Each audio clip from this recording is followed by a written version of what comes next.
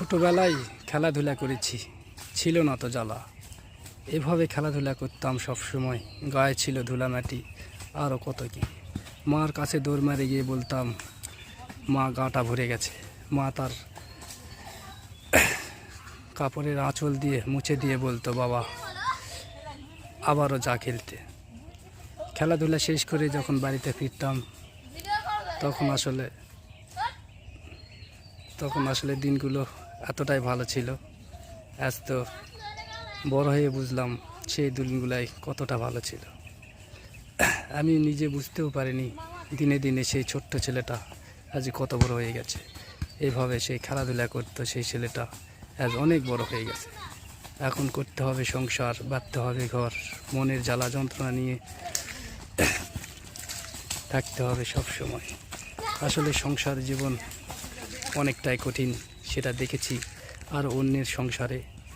এখন আমি সেই সংসারটাকে ছেড়ে চলে যেতে চাই সেই ছোট্টবেলার জীবনে। যেতে চাইলেও তো আর যাওয়া হবে না, যেতে চাইলেও তার যেতে পারবো না। কিছুই করার নেই, বড় হয়ে গেছি আমি, চালাতেই হবে সংসার। সেই সংসারের মনোভাবটুকু নিয়েই আমি যেন আজ বড় ক্লান্ত। সংসার চালাতে চালাতে আমি যেন হয়ে যাচ্ছি এক প্রথম ভম্ব ক্লান্ত।